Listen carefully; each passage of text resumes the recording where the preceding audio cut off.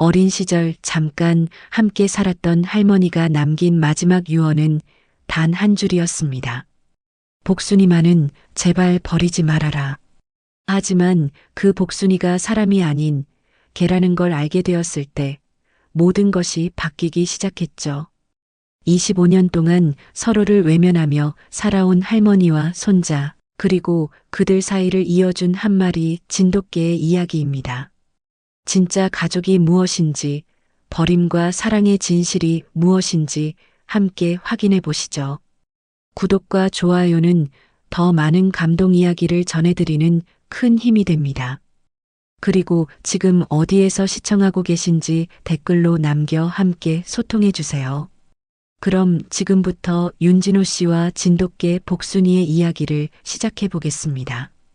월요일 오후 3시 서울 강남구 보험회사 사무실에서 진호는 익숙한 업무에 몰두하고 있었습니다. 고객 상담 전화를 받고 보험금 지급 서류를 검토하고 새로운 상품 설명회 자료를 정리하는 반복적인 하루였죠. 그런데 갑자기 울린 휴대폰 벨소리가 그의 일상을 송두리째 흔들어 놓았습니다. 여보세요? 혹시 김옥분 할머니의 외손자 윤진호 씨 맞나요? 낯선 목소리였습니다. 진호는 잠시 멈칫했죠. 김옥분이라는 이름을 들은 게 언제였을까요? 아마 10년도 더 된 것 같았습니다. 네, 맞습니다만. 저는 충청남도 보령시 면사무소 직원입니다. 말씀드리기 어려운데 김옥분 할머니께서 지난 토요일 새벽에 돌아가셨습니다. 전화기 너머로 들려오는 목소리는 조심스러웠습니다. 하지만 진호의 마음에는 아무런 감정도 일어나지 않았죠. 슬픔도 심지어 놀라움조차 없었습니다. 그저 그러셨구나 하는 정도의 덤덤함만이 있을 뿐이었습니다. 그런데 장례를 치를 가족이 없으셔서 연락처를 어렵게 찾아서 전화드렸습니다. 진호는 잠시 침묵했습니다. 25년 동안 한 번도 연락하지 않았던 할머니였습니다. 어린 시절 잠깐 살았던 기억만 어렴풋이 남아있을 뿐, 그 이후로는 완전히 남이나 다름없었죠. 사실 진호에게 김옥분 할머니는 자신을 버린 사람이었습니다. 어린 날을 보육원으로 보내버린 사람, 그 이후로 단 한 번도 안부를 묻지 않았던 사람이었죠. 죄송하지만 저와는 상관없는 사람입니다. 진호는 차갑게 말했습니다. 전화기 너머에서 당황하는 기색이 느껴졌지만 그는 개의치 않았죠. 그런데 할머니께서 유언을 남기셨는데. 유언이요? 네, 손자에게 꼭 전해달라고 하셨습니다. 진호는 코웃음을 쳤습니다. 25년 동안 연락 한 번 없던 사람이 죽을 때가 되어서야 유언이라뇨. 아마 재산이라도 물려주려는 건가 싶었죠. 하지만 시골 독거노인에게 무슨 재산이 있겠습니까? 들어볼게요. 복순이만은 제발 버리지 말아라. 라고 하셨습니다. 진호는 어리둥절했습니다. 복순이? 그게 누구죠? 할머니에게 복순이라는 이름의 친척이라도 있었나 싶었습니다. 하지만 곧 관심을 접었죠. 어차피 자신과는 상관없는 일이었으니까요. 알겠습니다. 장례는 어떻게 하실 건가요? 그게 연고자가 없으셔서 관에서 간소하게 치를 예정입니다. 전화를 끊은 후 진호는 다시 업무에 집중하려 했습니다. 하지만 자꾸만 마음 한구석이 찜찜했죠. 아무리 남이나 다름없다고 해도 어쨌거나 외할머니였잖아요. 그 사람이 혼자 죽어가면서 자신의 이름을 불렀다는 게 묘하게 마음에 걸렸습니다. 결국 진호는 회사에 이틀 휴가를 내고 시골로 내려갔습니다. 정말 오랜만에 보는 시골 풍경이었죠. 기억 속의 모습과는 많이 달라져 있었습니다. 예전에 북적거렸던 마을은 텅 비어 있었고 대부분의 집들이 문을 닫고 있었습니다. 할머니의 집 앞에 도착했을 때 진호는 깊은 한숨을 내쉬었습니다. 기억 속의 그 집이었지만 이제는 낡고 초라해 보였죠. 마당에는 잡초가 무성했고 대문 앞에는 조화 몇 다발이 놓여 있었습니다. 장례는 정말 간소하게 치러졌습니다. 동네 이장과 몇몇 어르신들, 그리고 진호까지 해서 대여섯 명이 전부였죠. 관을 옮기면서도 흙을 뿌리면서도 진호의 마음은 여전히 메말라 있었습니다. 슬픔이 느껴져야 할 것 같은데 정작 아무것도 느껴지지 않았죠. 참 안 됐어. 할매가 말년에 혼자 사셨는데. 동네 어르신 한 분이 중얼거렸습니다. 손자 생각을 얼마나 했는지 몰라. 맨날 진호, 진호 하면서. 그 말을 들은 진호는 씁쓸한 미소를 지었습니다. 생각을 했다면 왜 연락 한번 하지 않았을까요? 정말 생각했다면 왜 보육원에 보낸 후로 단 한 번도 찾아오지 않았을까요? 장례를 마치고 집으로 돌아가려던 진호는 면사무소 직원의 부탁으로 할머니 집에 들러야 했습니다. 유품 정리를 해야 한다는 것이었죠. 마지못해 열쇠를 받고 집 안으로 들어간 진호는 그제야 할머니의 마지막 삶이 어땠는지 실감할 수 있었습니다. 텅 빈 냉장고, 낡은 이불, 그리고 약병들이 가득한 방. 정말 쓸쓸한 말년이었구나 싶었죠. 하지만 여전히 진호의 마음은 움직이지 않았습니다. 그때 마당에서 이상한 소리가 들려왔습니다. 마당에서 들려오는 소리는 개가 우는 소리였습니다. 진호는 조심스럽게 뒷문을 열고 마당으로 나갔죠. 그곳에서 그가 본 것은 정말 예상치 못한 광경이었습니다. 마당 한 구석, 낡은 계집 앞에 한 마리 진돗개가 앉아 있었습니다. 털은 누렇게 발해 있었고 몸은 말라서 뼈가 드러날 정도였죠. 하지만 그 개의 눈빛만은 또렷했습니다. 진호를 보자 개는 꼬리를 살짝 흔들었지만 자리에서 일어나지는 않았어요. 이게 뭐야? 진호는 당황했습니다. 할머니가 개를 키우고 있는 줄은 상상도 못했거든요. 그런데 이 개가 설마 할머니가 유언으로 남긴 그 복순이일까요? 복순아? 진호가 조심스럽게 불러보자 개는 귀를 쫑긋 세우며 반응했습니다. 맞았습니다. 이 개가 바로 복순이었던 거죠. 제발 버리지 말라고? 진호는 복잡한 심정이 되었습니다.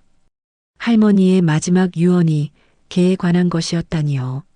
사람도 아닌 개를 위해서 마지막 순간까지 걱정했다는 게 어이없으면서도 한편으로는 씁쓸했습니다.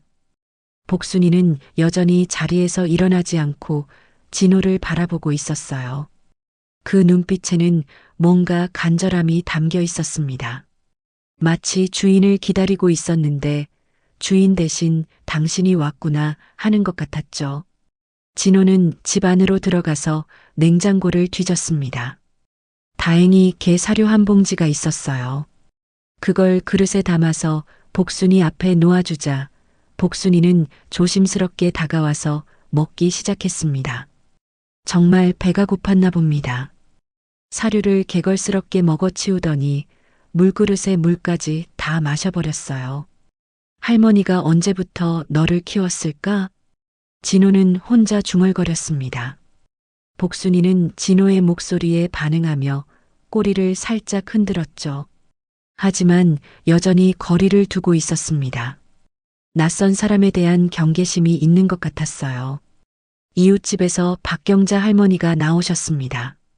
진호를 보자 반가워하시더니 복순이를 보고는 한숨을 쉬셨어요. 아이고, 복순이가.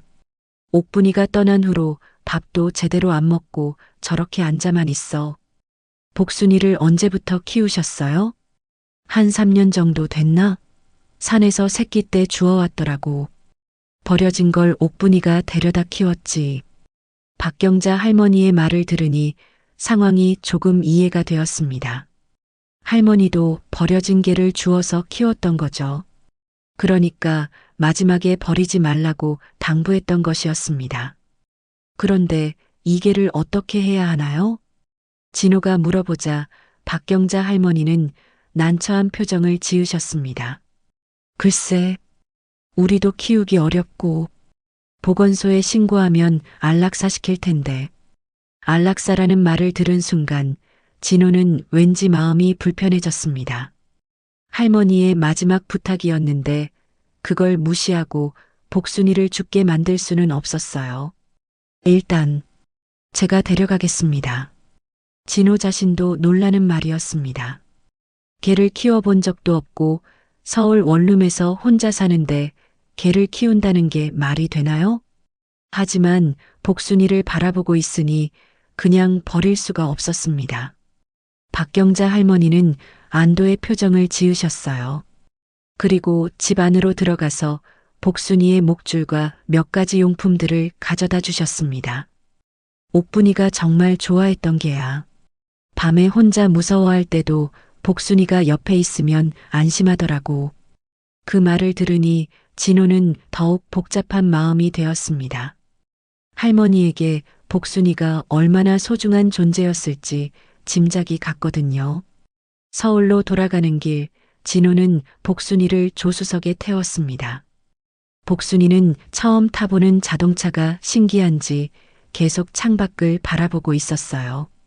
가끔 진호를 슬쩍 바라보기도 했지만 여전히 경계하는 기색이 역력했습니다. 복순아, 서울 가서 잘 지내자. 진호가 말을 걸어보자 복순이는 고개를 돌려 진호를 바라봤습니다.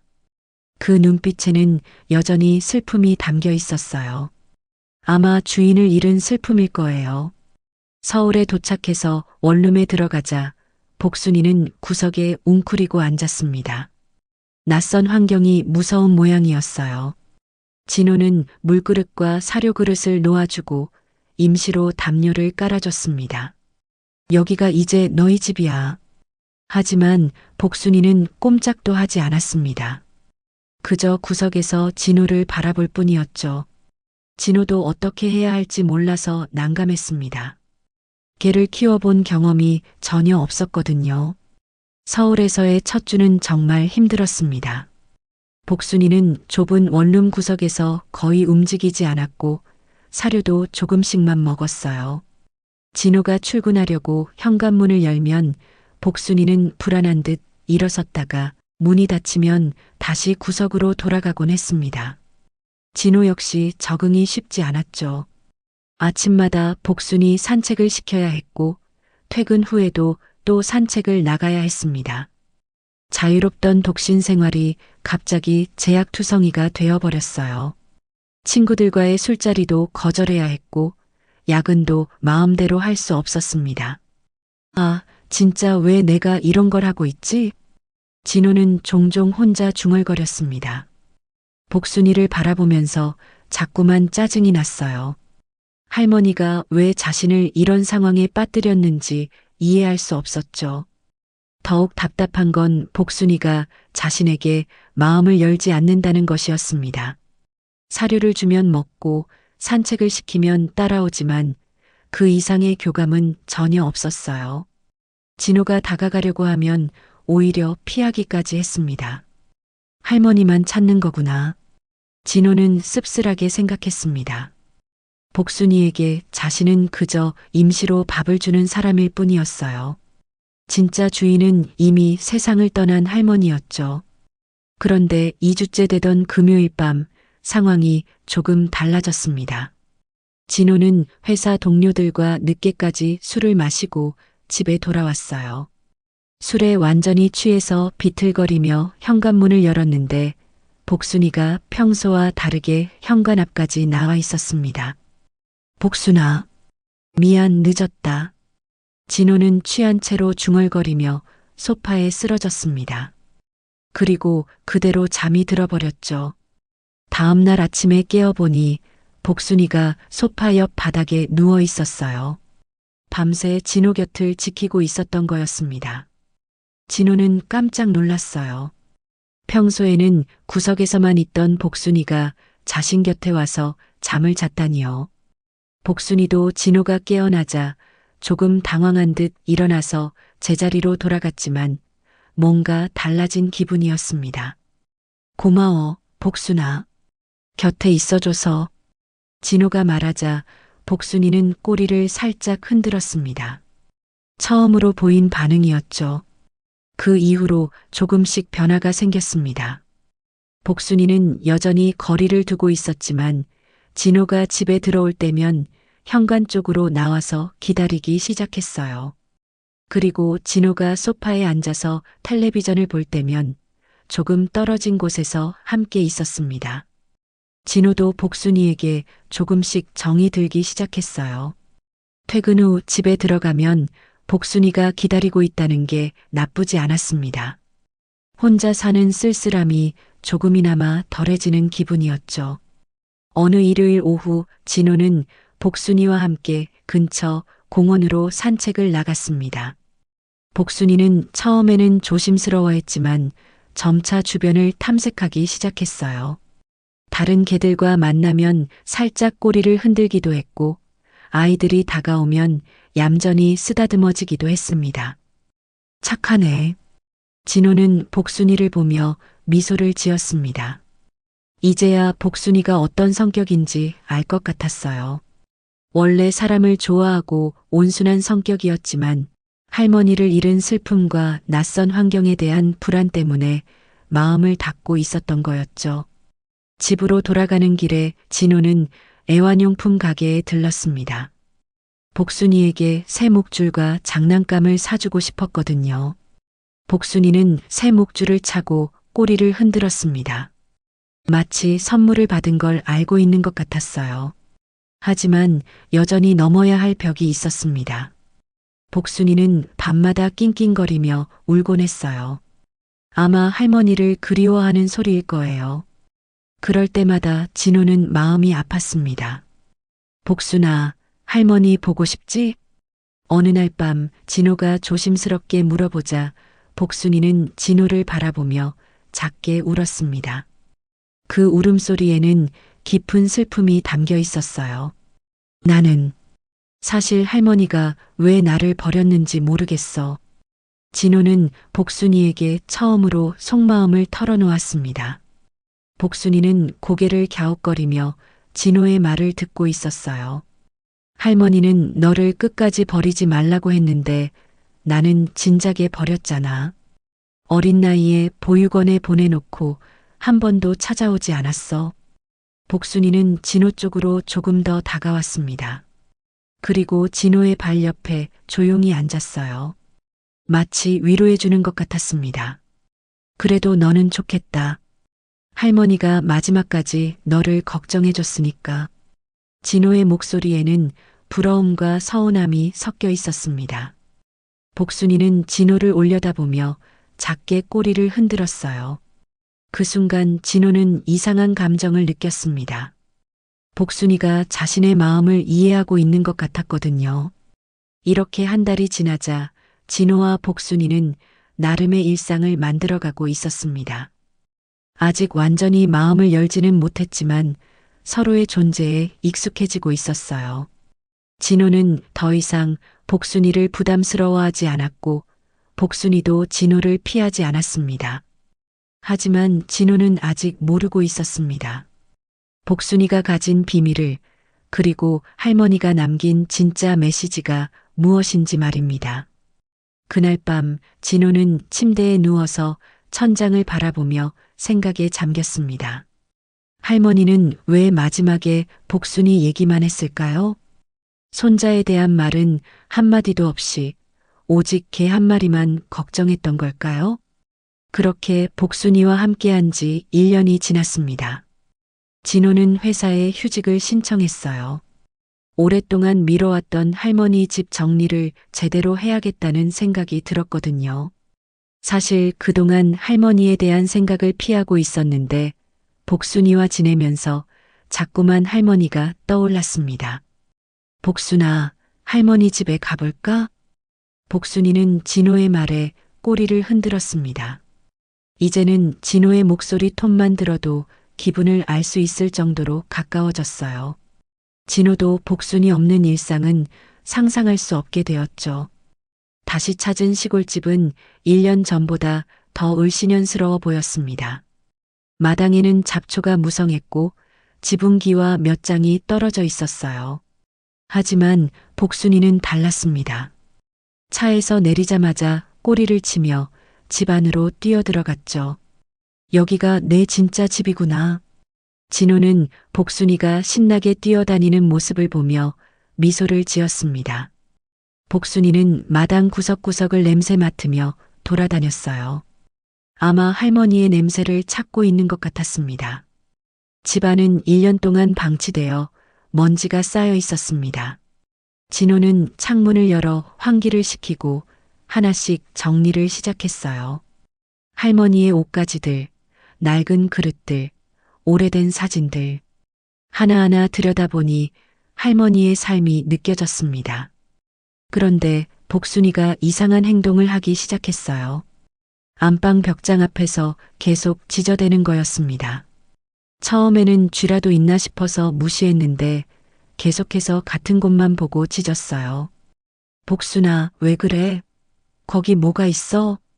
진호가 벽장을 열어보니 이불과 옷가지들만 있을 뿐이었습니다. 하지만 복순이는 멈추지 않았어요. 벽장 안쪽을 향해 계속 짖었습니다. 진호는 벽장 안의 물건들을 모두 꺼냈습니다.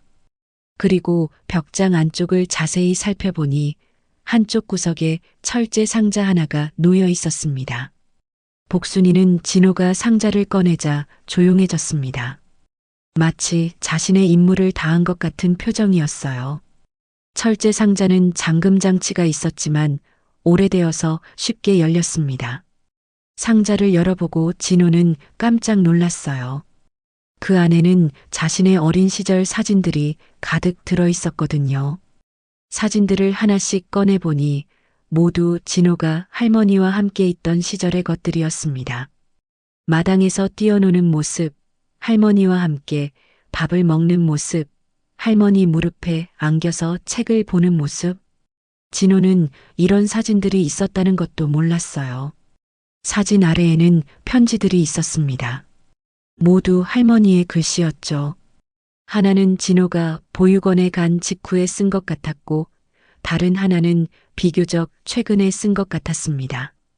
첫 번째 편지는 진호가 보육원에 간 직후인 25년 전에 쓰인 것 같았습니다. 할머니의 떨리는 글씨로 적힌 내용을 천천히 읽어보니 그날의 상황이 생생하게 전해졌어요. 진호야, 할미가 너를 보내는 게 아니야. 살리려고 하는 거야. 내 엄마가 세상을 떠난 후 나도 같이 무너져 버렸다. 매일 술만 마시고 밥도 제대로 못 해주고 그러다 내가 폐렴에 걸려서 쓰러졌을 때 정신이 번쩍 들었어. 병원비도 없고 약값도 없어서 어쩔 줄 몰랐지. 보건소에서 나와서 이러다가는 아이가 죽는다. 제대로 된 곳에 보내야 한다고 했을 때 가슴이 찢어지는 줄 알았다. 진호는 편지를 읽으며 그때를 떠올려 봤습니다. 희미하게나마 기억이 났어요. 자신이 심하게 아팠던 것, 할머니가 울면서 등을 토닥여 주던 것, 그리고 낯선 사람들이 와서 자신을 데려갔던 것 말입니다. 보육원에 보내는 날, 할미는 너랑 같이 죽고 싶었어.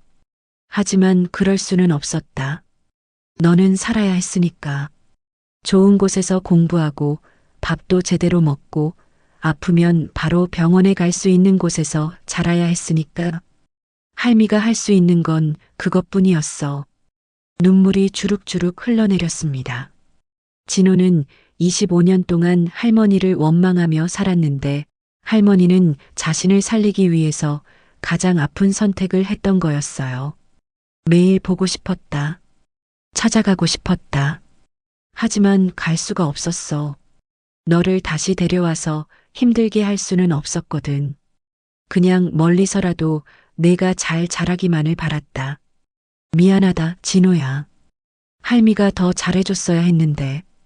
두 번째 편지는 비교적 최근인 3년 전에 쓰인 것이었습니다. 할머니가 치매 진단을 받은 직후의 글이었어요. 의사가 내 기억이 점점 사라질 거라고 했다. 그런데 이상하게도 진호 생각만은 더 선명해진다. 어린 진호가 할미 품에 안겨서 할머니 사랑해라고 말하던 그 목소리가 자꾸 들려온다. 죽기 전에 한 번만 만나고 싶은데 이제 와서 나타나면 진호만 당황할 것 같아서 못하겠다. 세 번째 편지는 여러 장의 메모를 모은 것이었습니다. 할머니가 치매가 진행되면서도 틈틈이 써놓은 것들이었어요.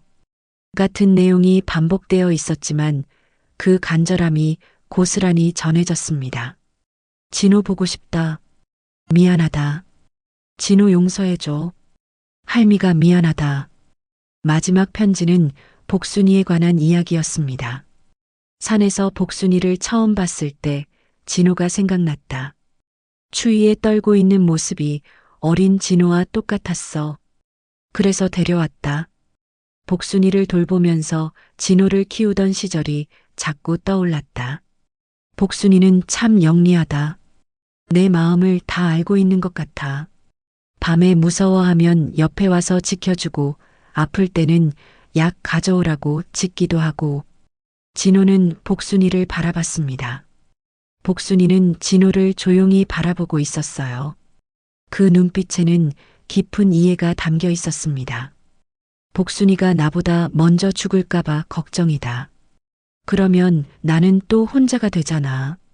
하지만 내가 먼저 죽으면 복순이는 어떻게 하지? 진호가 데려가 줄까? 복순이만은 버리면 안 돼. 마지막 문장을 읽을 때 진호는 목이 메어서 소리를 낼 수 없었습니다. 할머니에게 복순이는 단순한 반려동물이 아니었어요. 잃어버린 손자를 대신해주는 소중한 존재였던 거죠. 복순이는 진호에게 다가와서 조용히 머리를 기댔습니다. 마치 이제 모든 걸 알겠지? 하고 말하는 것 같았어요. 복순아, 너는 처음부터 알고 있었구나. 진호는 복순이를 안으며 중얼거렸습니다. 복순이가 자신에게 쉽게 마음을 열지 않았던 이유도 이제 이해가 됐어요. 복순이에게 진호는 그리워하던 주인의 모습이었지만 동시에 낯선 사람이기도 했으니까요. 할머니가 정말 나를 사랑했구나. 진호는 편지를 가슴에 안으며 울었습니다. 25년 동안 품고 있던 원망과 서운함이 눈물과 함께 흘러나왔어요. 그리고 그 자리에 할머니의 깊은 사랑이 채워졌습니다. 복순이는 진호가 우는 동안 계속 곁에 있어줬습니다.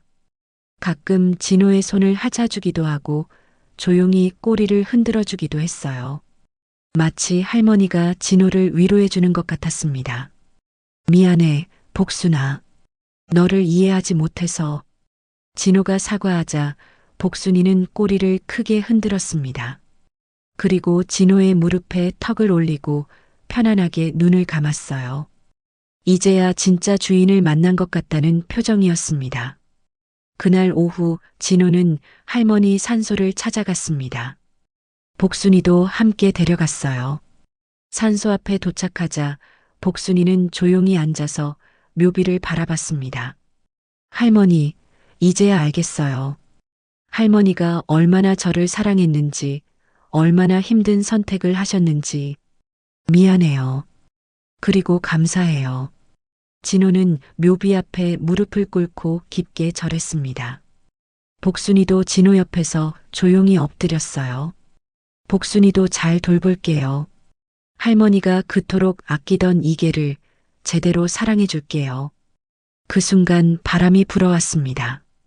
마치 할머니가 답해주는 것 같았어요. 복순이는 바람에 코를 킁킁거리며 꼬리를 흔들었습니다. 할머니 냄새가 나는 걸까요? 할머니 산소에서 돌아오는 길, 진호와 복순이는 완전히 달라져 있었습니다. 이제야 진짜 가족이 된 기분이었어요. 할머니 산소에서 돌아온 다음 날, 진호는 이웃집 박경자 할머니를 찾아갔습니다. 할머니의 편지를 읽고 나니 그날의 진실을 더 자세히 알고 싶었거든요. 복순이도 함께 데려갔는데 박경자 할머니를 보자 반갑게 꼬리를 흔들었습니다. 아이고, 복순이가 많이 좋아졌네.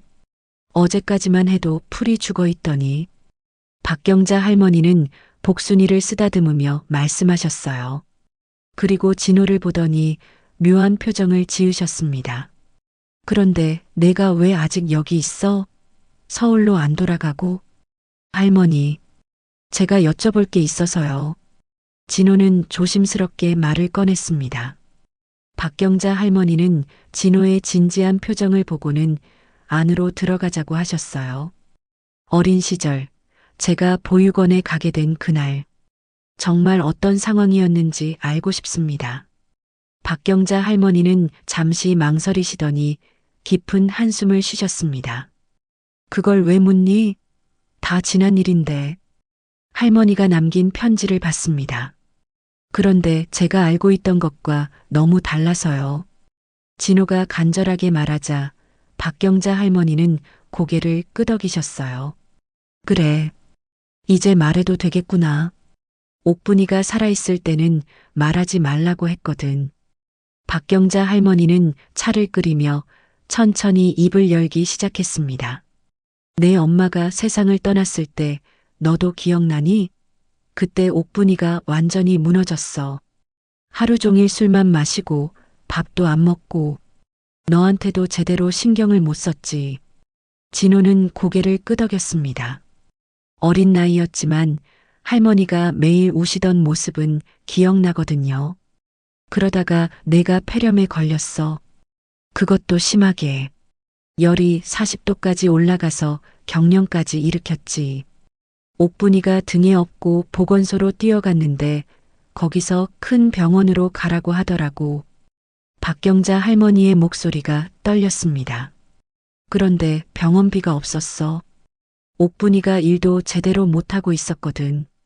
그래서 내가 돈을 꿔주려고 했는데 우리도 형편이 넉넉하지 않았어. 결국 병원에서 입원비를 못 내서 쫓겨날 뻔했지. 진호는 숨을 멈추고 들었습니다. 그때 보건소 직원이 와서 이런 식으로는 아이가 위험하다. 제대로 된 보호시설에 맡겨야 한다고 했어. 옥분이는 그 말을 듣고 울면서 거절했지. 하지만 직원이 아이 목숨이 더 중요하지 않냐고 하니까 결국 동의할 수밖에 없었어. 정말 그랬던 거예요? 그럼 거짓말을 왜 하겠어? 옥분이가 너를 보육원에 보내는 날 나도 같이 갔거든. 차에서 내리기 전까지 너를 꼭 안고 울었어. 미안하다, 진호야. 할미가 무능해서 미안하다고 계속 중얼거리면서 박경자 할머니도 눈물을 훔치셨습니다. 보육원 담당자가 아이를 위해서는 이게 최선입니다라고 말해줬지만 옥분이는 집에 와서 사흘 동안 밥을 안 먹었어. 그냥 네 사진만 보고 있더라고. 진호는 가슴이 터질 것 같았습니다.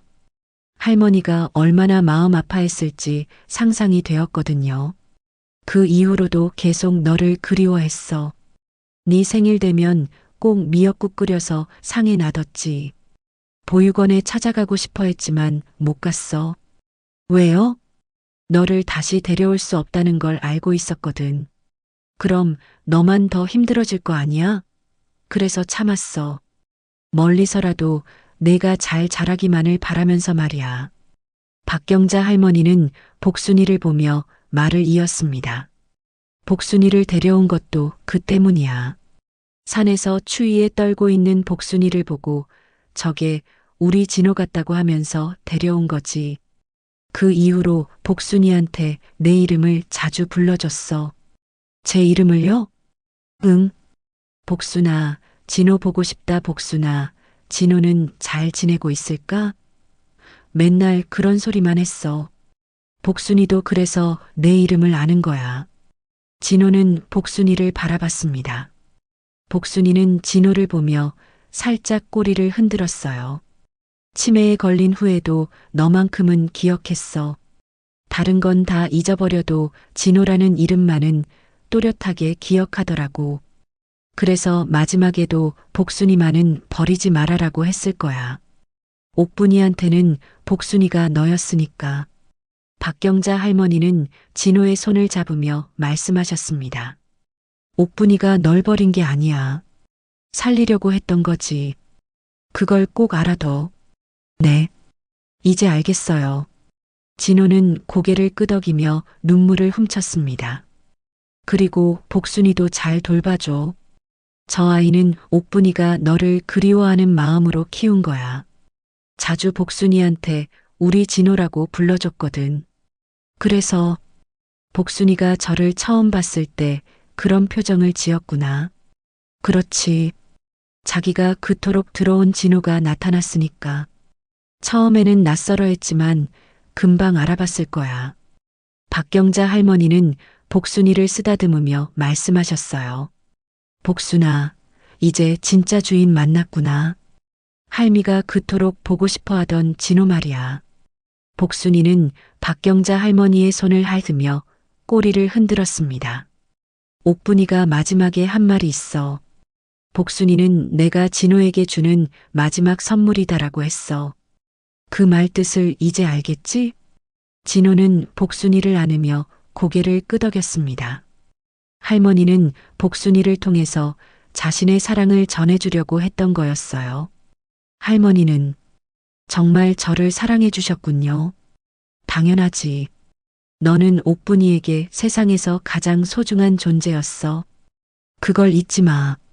그날 저녁 진호는 복순이와 함께 할머니 집 마당에 앉아 있었습니다. 박경자 할머니의 말씀을 들으니 모든 퍼즐이 맞춰진 기분이었어요. 할머니의 사랑, 복순이의 의미, 그리고 자신이 걸어온 길의 진실까지 모든 것이 명확해졌습니다. 복순아, 우리 이제 진짜 가족이야. 복순이는 진호에게 바짝 붙어서 편안하게 누웠습니다. 마침내 찾은 평안이었죠. 박경자 할머니와의 대화 이후 진호는 중요한 결정을 내렸습니다. 서울로 돌아가지 않고 이곳에서 새로운 삶을 시작하기로 한 것이었어요. 회사에는 사직서를 제출했고 서울 원룸도 정리했습니다. 복순아, 우리 여기서 살자. 복순이는 진호의 말에 꼬리를 크게 흔들었습니다. 할머니 집 마당에서 뛰어다니는 복순이의 모습은 서울에서와는 완전히 달랐어요. 이곳이 진짜 집이라는 걸 온몸으로 표현하고 있었습니다. 할머니 집은 오랫동안 방치되어 손볼 곳이 많았습니다. 진호는 하나씩 차근차근 고쳐나가기 시작했어요. 지붕 기와를 새로 얹고 벽지를 바르고 마루를 수리했습니다. 복순이도 옆에서 열심히 도와주려는 듯 돌아다녔죠. 가장 먼저 손본 곳은 복순이의 공간이었습니다. 낡은 계집을 헐고 새로운 집을 지어줬어요. 마당 한쪽에는 복순이가 뛰어놀 수 있는 울타리도 만들었습니다. 어때, 복순아? 마음에 들어? 새 집을 본 복순이는 신이 나서 들락날락하며 탐험했습니다. 그리고 진호에게 달려와서 앞발을 올리며 기쁨을 표현했어요. 한 달 정도 지나자 집이 완전히 새로워졌습니다. 하지만 진호의 변화는 집보다도 더 컸어요. 서울에서의 냉소적이고 무기력했던 모습은 사라지고 활기차고 따뜻한 사람이 되어 있었습니다. 생계는 어떻게 해결할까 고민했는데 의외로 쉽게 해결됐어요.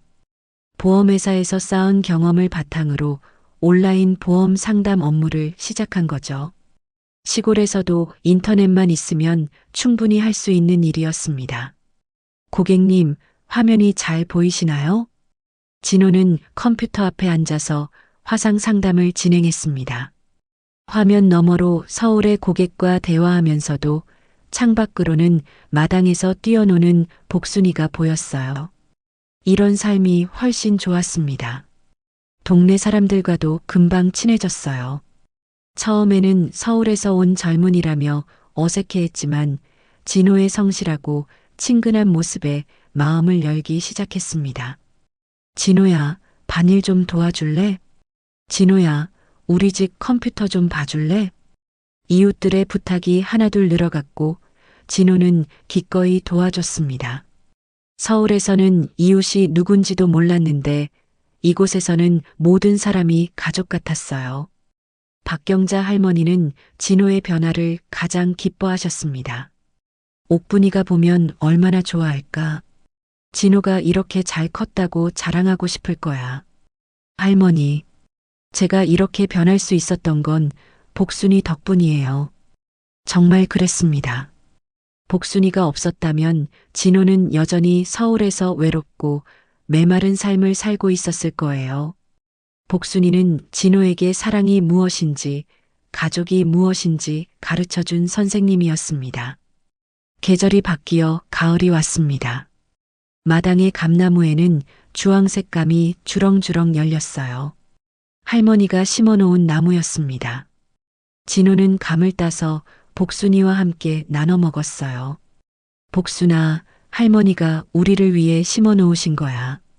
복순이는 감을 조금 하자보더니 고개를 돌렸습니다. 단맛을 별로 좋아하지 않는 모양이었어요. 진호는 웃으며 복순이 머리를 쓰다듬었습니다. 겨울이 되자 진호는 처음으로 시골에서 겨울을 보내게 되었습니다. 서울과는 다른 고요하고 평온한 겨울이었어요. 복순이와 함께 눈 쌓인 마당을 걸으며 할머니를 생각했습니다. 할머니, 저 잘 살고 있어요. 복순이와 함께 행복하게 살고 있어요. 어느 날 저녁, 진호는 복순이와 함께 할머니 산소를 찾아갔습니다. 한 달에 한 번씩 하는 정기 방문이었어요. 묘비 앞에 꽃을 놓고 복순이와 함께 조용히 앉아 있었습니다. 할머니, 복순이는 정말 좋은 아이예요. 매일 저를 웃게 만들어줘요.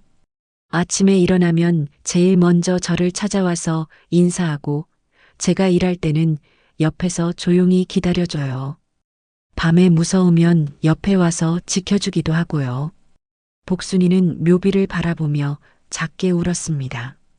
할머니를 그리워하는 소리였어요. 할머니가 복순이를 통해서 저에게 사랑을 가르쳐 주신 것 같아요.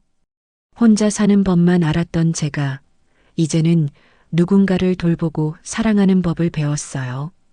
그날 밤 집으로 돌아온 진호와 복순이는 거실에서 함께 텔레비전을 봤습니다. 복순이는 진호 발치에 편안하게 누워 있었고 진호는 복순이의 등을 부드럽게 쓰다듬고 있었어요. 복순아, 고마워. 나한테 와줘서. 복순이는 진호를 올려다보며 꼬리를 살랑 흔들었습니다. 그 눈빛에는 깊은 애정이 담겨 있었어요. 새해가 되었습니다. 진호는 처음으로 시골에서 새해를 맞았어요. 아침 일찍 일어나서 할머니 산소에 세배를 드리러 갔습니다. 복순이도 함께였죠. 할머니, 새해 복 많이 받으세요. 저희도 올해 더 행복하게 살겠습니다. 묘비 앞에서 절을 하는 진호 옆에서 복순이도 얌전히 엎드려 있었습니다. 마치 함께 세배를 드리는 것 같았어요. 집으로 돌아와서는 떡국을 끓였습니다. 복순이 목도 함께요. 물론 복순이는 국물만 조금 하찼지만 진호에게는 의미가 있었습니다. 진짜 가족이 된 기분이었거든요. 복순아, 우리 올해도 건강하게 지내자. 복순이는 꼬리를 흔들며 대답하는 듯 했습니다. 할머니가 남겨준 이 작은 가족이 진호에게는 세상 전부였어요. 오늘 이야기를 들어주셔서 감사합니다. 영상 보시고 느끼신 감정, 댓글로 함께 나눠주세요. 여러분의 한마디가 누군가에겐 큰 위로가 될 수 있습니다. 영상이 마음에 드셨다면 구독과 좋아요로 응원 부탁드립니다. 여러분, 오늘 들려드릴 이야기는 한 평범한 가족에게 일어난 충격적인 비밀에 관한 이야기입니다. 사랑하는 아들을 잃은 시어머니가 며느리의 숨겨진 진실을 발견하게 되면서 벌어지는 가슴 아픈 오해와 반전, 그리고 마침내 밝혀지는 놀라운 사실까지. 과연 이 가족에게 무슨 일이 일어났을까요? 오늘도 저와 함께 해주신 여러분께 감사드리며 구독과 좋아요로 응원해 주시면 더욱 좋은 이야기로 찾아뵙겠습니다. 그럼 지금부터 김정옥 할머니의 이야기 속으로 들어가 보겠습니다. 가을비가 창문을 두드리는 아침, 67살 김정옥은 밥상을 차리며 한숨을 내쉬었습니다. 아들 민수의 장례식을 치른 지 벌써 한 달이 지났지만 아직도 4명 분량의 밥을 짓는 습관을 고치지 못하고 있었어요. 민수가 좋아하던 된장찌개 냄새가 부엌에 퍼지자 정욱의 가슴이 또다시 먹먹해졌습니다. 할머니, 엄마는 언제 일어나요? 7살 손녀 하은이가 잠옷 차림으로 부엌으로 들어왔어요. 아빠를 닮은 또렷한 눈망울에는 여전히 천진함이 가득했지만 요즘 들어 어른스러운 구석이 엿보였습니다. 엄마는 어젯밤에 늦게 들어오셔서 아직 주무세요. 우리 하은이가 먼저 할머니랑 밥 먹을까? 정욱은 손녀의 머리를 쓰다듬으며 따뜻하게 미소 지었어요. 하은이는 고개를 끄덕이며 식탁에 앉았지만 뭔가 말하고 싶은 듯 입술을 오물오물거렸습니다. 할머니, 응, 우리 하은이? 엄마가 요즘 자꾸 나가요. 그리고 비밀 친구가 있대요. 정욱의 손이 잠시 멈췄어요. 비밀 친구라니 그게 무슨 말일까요? 하은이는 계속해서 말했습니다. 어제도 카페에서 만났어요. 키 큰 아저씨랑요. 엄마가 저한테는 비밀이라고 했어요. 그 순간 정욱의 머릿속에 며칠 전 우연히 목격한 장면이 떠올랐습니다. 동네 카페 유리창 너머로 본 며느리 수민의 모습. 낯선 남자와 마주 앉아 진지하게 이야기를 나누던 그 장면 말이에요. 그때는 단순히 지인을 만난 거라고 생각했는데 이제 와서 생각해보니 뭔가 이상했습니다. 하은아, 그 아저씨가 누구인지 엄마한테 물어봤니? 아니요. 엄마가 무서운 얼굴로 어른 일에 끼어들지 말라고 했어요. 하은이의 말에 정욱의 가슴이 철렁 내려앉았어요. 며느리 수미는 원래 온화하고 조용한 성격이었는데 아들이 세상을 떠난 후로 많이 변한 것 같았습니다. 처음엔 슬픔 때문이라고 생각했지만 요즘 들어서는 뭔가 다른 이유가 있는 것 같았어요. 수미는 장례식을 치른 직후부터 이제 다시는 울고 싶지 않다며 민수의 유품들을 서둘러 정리했습니다. 정욱이 천천히 해도 된다고 말렸지만 수미는 마치 무언가에 쫓기듯 모든 걸 치워버렸어요. 심지어 민수가 아끼던 시계며 옷가지까지도 모두 기부해버렸죠. 할머니는 괜찮으세요? 하은이가 걱정스럽게 정욱의 얼굴을 바라봤어요. 정욱은 애써 미소를 지으며 손녀의 뺨을 살짝 어루만졌습니다. 괜찮단다. 할머니는 괜찮아. 우리 하은이만 건강하면 돼. 하지만 정욱의 마음은 전혀 괜찮지 않았어요. 아들을 잃은 슬픔도 클 뿐더러 이제 며느리마저 이상해지고 있었으니까요. 혹시 수민이 다른 남자를 만나고 있는 건 아닐까? 그런 생각이 머릿속을 떠나지 않았습니다. 그때 계단에서 발소리가 들렸어요. 수민이 내려오고 있었습니다. 정욱은 서둘러 평온한 표정을 지으려 했지만 마음은 복잡하기만 했어요. 어머니, 안녕하세요. 하은아, 밥 먹고 있구나. 수민의 목소리는 여전히 차분했지만 어딘지 피곤해 보였습니다. 정욱은 며느리의 얼굴을 유심히 살펴봤어요. 화장을 연하게 한 것 같았고 평소보다 옷차림도 신경 쓴 것 같았습니다. 수민아, 어젯밤에 늦었더구나. 어디 갔다 왔니? 정욱의 질문에 수민은 잠시 머뭇거렸어요. 아, 그냥 친구 만나고 왔어요. 요즘 혼자 있기가 답답해서요. 친구? 네, 대학 동기예요. 오랜만에 만나서 이야기 좀 하고 왔어요. 수민의 대답은 자연스러웠지만 정욱은 뭔가 석연치 않았어요. 하은이가 말한 비밀 친구와 수민이 말하는 대학 동기가 같은 사람일까요? 그리고 왜 하필 하은이에게는 비밀이라고 했을까요? 수민아, 너무 무리하지 말고 쉬어. 하은이도 있으니까 늦게 다니지 말고. 네, 알겠어요. 수민은 고개를 끄덕이며 식탁에 앉았지만 시선은 자꾸 다른 곳으로 향했어요. 마치 무언가를 숨기고 있는 것처럼 말이에요. 식사를 마친 후 수미는 하은이를 유치원에 데려다 주겠다며 서둘러 나갔습니다. 정옥은 혼자 남겨진 집에서 설거지를 하며 곰곰이 생각에 잠겼어요. 혹시 정말로 수민이 다른 남자를 만나고 있는 건 아닐까? 그런 생각이 드니까 가슴이 답답해졌습니다. 아들이 세상을 떠난 지 겨우 한 달밖에 안 됐는데 벌써 다른 남자를 만난다는 게 말이 되나요? 하지만 다른 한편으로는 수민도 아직 젊은 여자인데 평생 혼자 살라고 할 수는 없다는 생각도 들었어요. 정옥은 민수의 영정사진을 바라보며 한숨을 내쉬었습니다.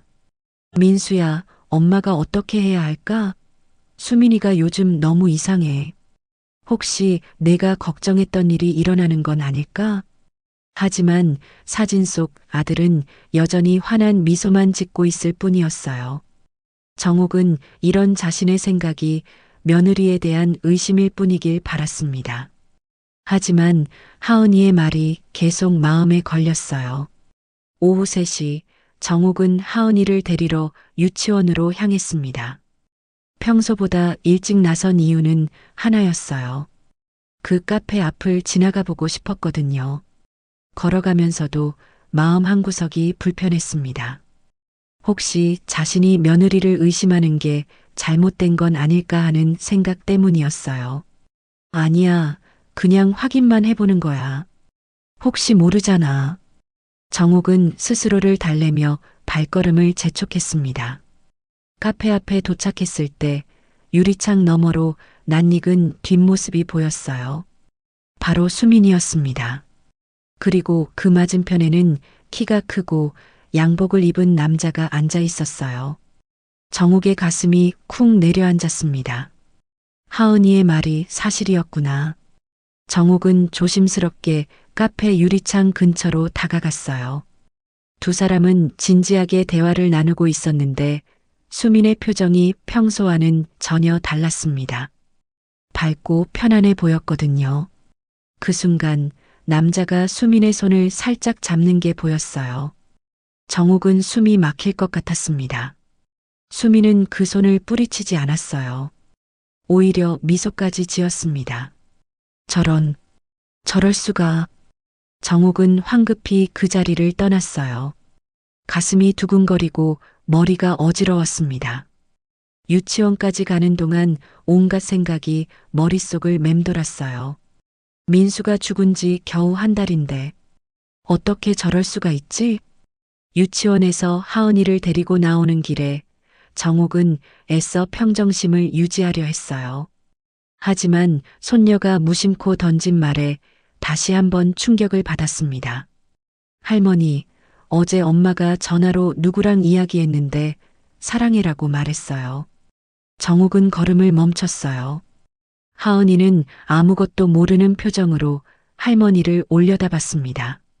하은아, 그게 언제였니? 어젯밤이요. 엄마가 방에서 조용히 전화했는데 제가 화장실 가다가 들었어요. 그런데 할머니, 왜 그래요? 얼굴이 하얘졌어요.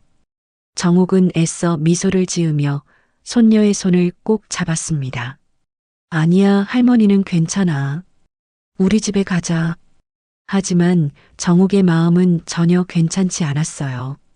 하은이의 말을 들으니 또 다른 기억이 생생하게 되살아났습니다. 바로 민수의 장례식 날이었어요. 조문객들이 하나둘 돌아간 후 정옥은 화장실에 다녀오는 길에 수민이 누군가와 포옹하는 모습을 봤습니다.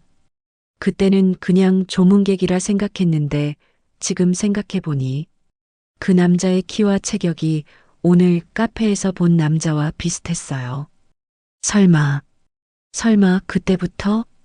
정옥은 소름이 돋았습니다. 아들의 장례식 날에 이미 다른 남자와 그런 사이였다는 말인가요? 도저히 믿을 수 없었어요. 집에 도착해서도 정옥은 마음을 진정시킬 수 없었습니다. 하은이가 텔레비전을 보는 동안 정옥은 부엌에서 저녁 준비를 하며 계속 생각에 잠겼어요. 그때 수민이가 그 남자를 뭐라고 소개했더라? 아, 맞다. 사촌 오빠라고 했었지요. 오랜만에 만난 사촌이라고 했는데 지금 생각해보니 전혀 사촌 같지 않았어요. 너무 친밀해 보였거든요. 저녁 6시가 되어서야 수민이 돌아왔습니다. 정욱은 며느리의 얼굴을 유심히 살펴봤어요. 화장이 조금 지워진 것 같았고 입술에는 옅은 미소가 머물러 있었습니다. 어머니, 오늘도 하은이 돌봐주셔서 감사해요. 수민아, 오늘은 어디 갔다 왔니? 정욱의 질문에 수민은 잠깐 머뭇거렸어요. 아, 그냥 시내 나갔다가 쇼핑 좀 하고 왔어요. 혼자? 네, 혼자요. 거짓말이었어요. 정욱은 분명히 카페에서 남자와 함께 있는 걸 봤거든요. 수민이 자신에게 거짓말을 하고 있다는 사실에 정욱의 가슴이 무너져 내렸습니다. 저녁 식사 시간, 정욱은 계속 수민을 관찰했어요. 평소보다 밥을 적게 먹는 것 같았고 자꾸 핸드폰을 확인했습니다. 문자가 올 때마다 수민의 얼굴에 미묘한 미소가 스쳤어요. 엄마, 오늘도 비밀 친구 만났어요? 하은이의 갑작스러운 질문에 수민의 얼굴이 굳어졌습니다. 하은아, 엄마가 뭐라고 했지? 어른 일에 끼어들지 말라고 했잖아. 수민의 목소리가 차갑게 변했어요. 하은이는 움츠러들며 고개를 숙였습니다. 수민아, 아이가 궁금해서 묻는 건데 그렇게 혼낼 일이야? 정욱이 손녀를 감싸며 말했지만 수민은 오히려 짜증스러운 표정을 지었어요. 어머니도 하은이 편만 드시지 마세요. 요즘 하은이가 너무 말이 많아져서 걱정이에요. 말이 많다니 우리 하은이가 뭘 잘못했다고. 아무것도 아니에요. 그냥 피곤해서 그래요. 수민은 더 이상 대화하고 싶지 않다는 듯 자리에서 일어났어요. 그리고는 서둘러 자신의 방으로 올라갔습니다. 정욱은 하은이를 다독이며 마음이 복잡했어요. 예전의 수민이라면 절대 하은이에게 그런 식으로 말하지 않았을 텐데 요즘 들어 성격이 많이 변한 것 같았습니다. 혹시 정말로 다른 남자 때문일까? 그날 밤 정욱은 잠이 오지 않았어요. 위층에서 수민이 전화 통화하는 소리가 들렸거든요. 작은 목소리로 누군가와 이야기하고 있었는데 가끔씩 웃음소리도 섞여 있었어요. 정욱은 이불을 뒤집었으며 눈물을 흘렸습니다. 아들을 잃은 슬픔도 컸는데 이제 며느리마저 이렇게 변해버리다니. 과연 이 집안에 무슨 일이 일어나고 있는 걸까요? 새벽 2시가 넘어서야 위층이 조용해졌어요. 정욱은 그제야 잠이 들었지만 꿈속에서도 카페에서 본 그 장면이 계속 떠올랐습니다. 수민의 미소와 그 남자의 손길. 모든 게 악몽처럼 느껴졌어요. 다음 날 오전 정욱은 더 이상 참을 수 없었습니다. 밤새 뒤척이며 생각한 끝에 결심을 굳혔어요. 진실이 무엇인지 직접 확인해 보기로 한 거죠. 수민이 하은이를 유치원에 데려다 주고 나간 후 정욱은 서둘러 외출 준비를 했습니다. 손이 떨려서 립스틱을 제대로 바르기도 어려웠어요. 거울 속 자신의 모습이 초라해 보였지만 이럴 때일수록 당당해야 한다고 마음을 다잡았습니다. 그냥 확인만 하면 돼. 혹시 내가 오해한 걸 수도 있잖아. 하지만 가슴 깊은 곳에서는 이미 답을 알고 있었어요. 어제 본 그 장면들이 거짓말을 하지는 않았으니까요. 카페에 도착했을 때는 오전 11시였습니다. 다행히 손님이 많지 않아서 조용했어요. 정욱은 한 번 더 심호흡을 하고 카페 문을 열었습니다. 어서 오세요. 키가 크고 단정한 인상의 남자가 카운터에서 인사했어요. 바로 어제 수민과 함께 있던 그 남자였습니다. 가까이서 보니 생각보다 젊어 보였고 인상도 나쁘지 않았어요. 오히려 신사적으로 보이기까지 했습니다. 아, 안녕하세요. 혹시 사장님이세요? 네, 맞습니다. 무엇을 도와드릴까요? 남자의 목소리는 부드럽고 정중했어요. 정옥은 잠시 말문이 막혔습니다. 어떻게 물어봐야 할지 몰랐거든요. 저는 이 근처에 사는 김정옥이라고 합니다. 혹시 어제 여기서 젊은 여자분과 함께 계셨죠? 남자의 표정이 살짝 굳어졌어요. 하지만 금세 미소를 지으며 대답했습니다. 아, 수민 씨 말씀이시군요. 혹시 수민 씨와 어떤 관계세요? 제가 그 사람 시어머니입니다. 그 말을 들은 남자의 얼굴이 순간 당황스러운 표정으로 변했어요. 정옥은 그 표정을 놓치지 않았습니다. 아, 그러시군요. 저는 이진우라고 합니다. 수민 씨와는 진우는 잠시 머뭇거렸어요. 그리고는 의외의 말을 했습니다. 저희는 연인 사이입니다. 벌써 3년째 사귀고 있어요.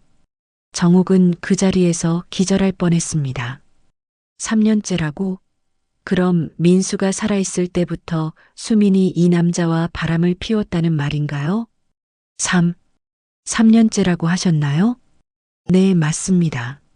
수민 씨가 제게 많은 이야기를 해주셨어요. 힘든 시간을 보내고 계신다고. 진우의 말이 계속 이어졌지만 정옥은 더 이상 들을 수 없었어요. 머리가 어지럽고 가슴이 답답했습니다. 카페 안이 빙빙 도는 것 같았어요. 어머니, 괜찮으세요? 안색이 안 좋으신데. 진우가 걱정스럽게 다가왔지만 정옥은 황급히 카페를 나왔습니다. 바깥 공기를 마시고 나서야 조금 정신이 들었어요. 3년째. 그럼 민수가 아픈 것도 모르고. 아니야, 혹시 알고도 그랬단 말인가? 정옥은 집으로 돌아가는 길에 눈물이 쏟아져 나왔습니다. 길 가던 사람들이 이상하게 쳐다봤지만 신경 쓸 겨를이 없었어요. 집에 도착했을 때 마침 수민이 돌아오고 있었습니다. 정옥은 눈물을 재빨리 닦고 수민을 맞았어요. 어머니, 어디 다녀오셨어요? 얼굴이 왜 그래요? 수민아, 우리 이야기 좀 하자. 정옥의 목소리는 떨리고 있었어요. 수민은 뭔가 이상함을 느꼈는지 경계하는 표정을 지었습니다. 무슨 이야기요? 이진우라는 사람 아니? 그 말을 들은 순간 수민의 얼굴이 새하얘졌어요.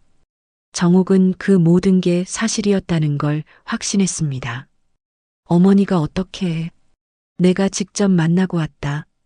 3년째 사귀고 있다고 하더구나. 수민은 한동안 말이 없었어요. 그러더니 갑자기 고개를 들고 당당하게 말했습니다. 그래요, 맞아요. 진우와 사귀고 있어요. 정옥은 차라리 수민이 부인하기를 바랐어요. 하지만 이렇게 당당하게 인정하다니. 어떻게 그럴 수가 있니? 민수가 죽은 지 겨우 한 달인데. 한 달이요? 어머니, 민수는 이미 1년 전부터 우리 곁에 없었어요. 수민의 말에 정옥은 멍해졌습니다. 무슨 소리야? 민수는 작년부터 암투병을 했잖아요. 몸은 여기 있었지만 정신은 이미 다른 곳에 있었어요. 저 혼자 모든 걸 감당해야 했고 하은이까지 돌봐야 했어요. 그때 진우가 제 곁에 있어줬어요. 수민의 목소리에는 원망이 섞여 있었어요. 그래도 그건 아니잖니? 남편이 아픈데 어떻게 다른 남자를. 어머니는 뭘 아세요? 매일 밤 죽음을 앞둔 남편을 보면서 얼마나 힘들었는지 아세요? 저도 살아야 해요. 저도 행복할 권리가 있어요. 수민의 말이 칼처럼 정옥의 가슴을 찔렀어요. 하지만 정옥은 도저히 이해할 수 없었습니다. 그럼 하은이는 어떻게 할 거니?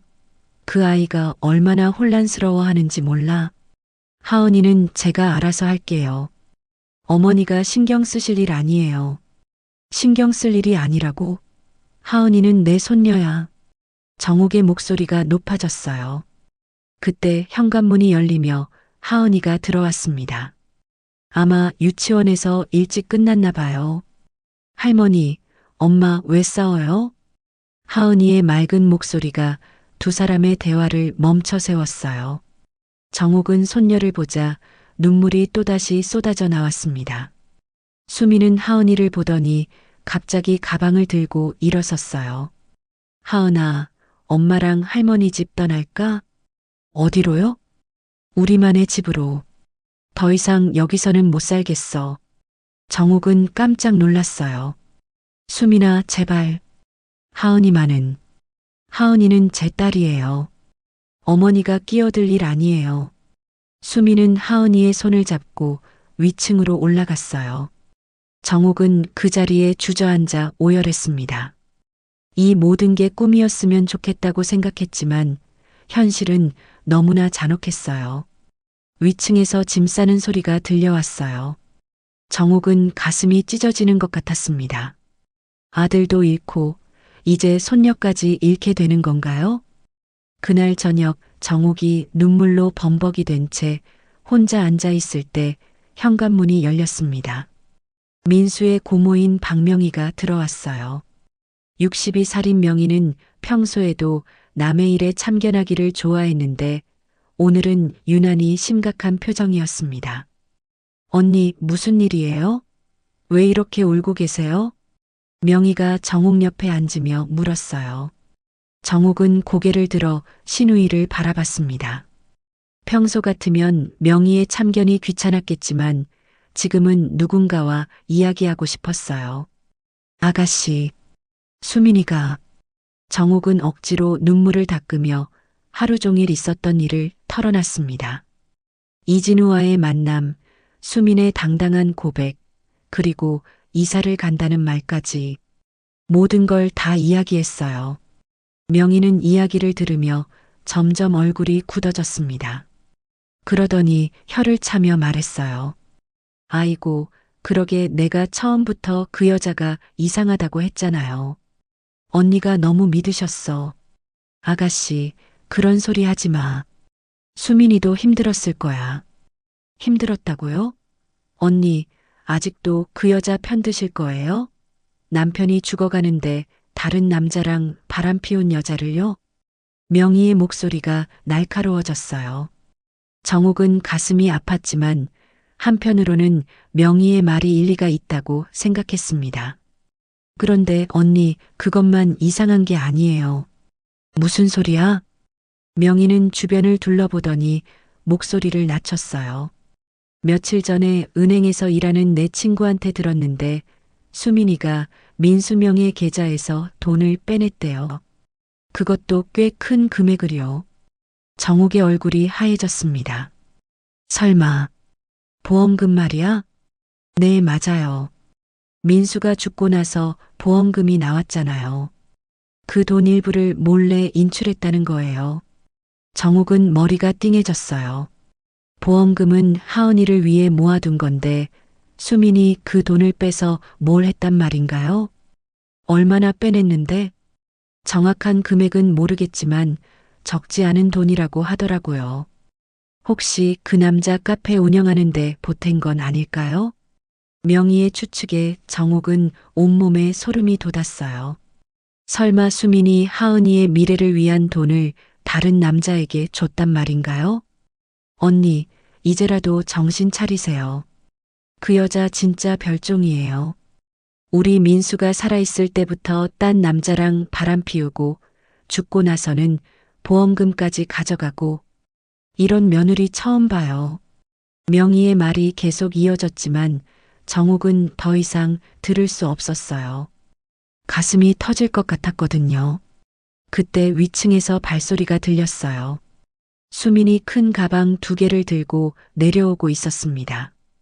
뒤이어 하은이도 작은 캐리어를 끌고 따라왔어요. 어머니, 저희는 이제 나가겠어요. 수민의 목소리는 차갑고 단호했어요. 정옥은 급히 일어났습니다.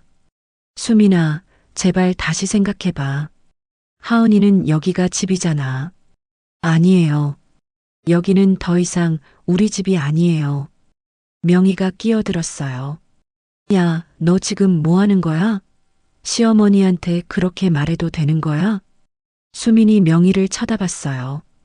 그 눈빛에는 차가운 분노가 담겨 있었습니다. 고모님은 상관없는 일이니까 끼어들지 마세요. 상관없는 일이라고? 야, 너 정말 뻔뻔하구나. 민수 보험금 빼간 것도 모자라서 이제는 집까지 나간다고? 수민의 얼굴이 굳어졌어요. 보험금이 뭐 어쨌다는 거예요? 너 모르는 척하지 마. 은행에서 다 알아봤어. 내가 얼마나 빼갔는지. 정옥은 두 사람 사이에 끼어들었어요. 명희야, 그만해. 수민아, 정말 그런 거니? 수민은 잠시 망설이더니 고개를 끄덕였어요. 네, 맞아요. 제가 썼어요. 왜? 왜 그랬니? 그 돈은 하은이를 위한 거잖아. 하은이를 위해서 쓴 거예요. 새집 전세금으로요. 정욱은 어이가 없었어요. 하은이를 위해서라고? 그럼 그 남자와의 관계는 뭔가요? 수민아, 솔직히 말해봐. 그 돈 그 남자한테 준 거 아니야? 수민은 대답하지 않았어요. 그 침묵이 답이었습니다. 명희가 손뼉을 쳤어요. 봐요, 봐. 내가 뭐라고 했어요? 이런 여자를 믿으시다니. 그만하세요. 하은이가 갑자기 소리쳤어요. 어른들의 싸움을 지켜보던 하은이의 눈에서 눈물이 주르륵 흘러내렸습니다. 왜 다들 엄마를 나쁘게 말해요? 엄마는 나쁜 사람 아니에요. 하은이의 울음소리에 모든 사람이 잠시 조용해졌어요. 정옥은 손녀를 보며 가슴이 찢어졌습니다. 이 어린아이가 이 모든 걸 다 보고 들어야 한다니. 수민이 하은이를 안았어요.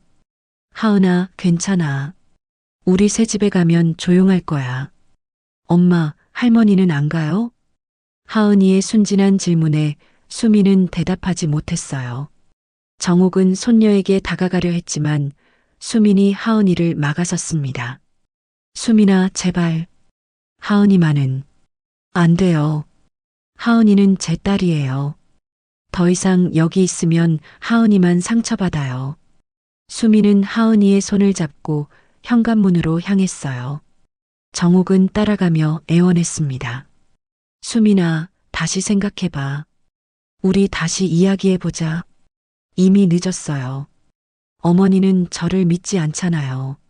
내가 언제? 고모님이 하신 말씀 다 들었어요. 어머니도 똑같이 생각하고 계시죠. 수민의 말에 정옥은 할 말이 없었어요. 사실 명희의 말을 들으며 수민을 의심했거든요. 엄마, 할머니한테 인사해야 해요. 하은이가 정옥에게 다가와 안겼어요. 정옥은 손녀를 꼭 껴안으며 눈물을 흘렸습니다.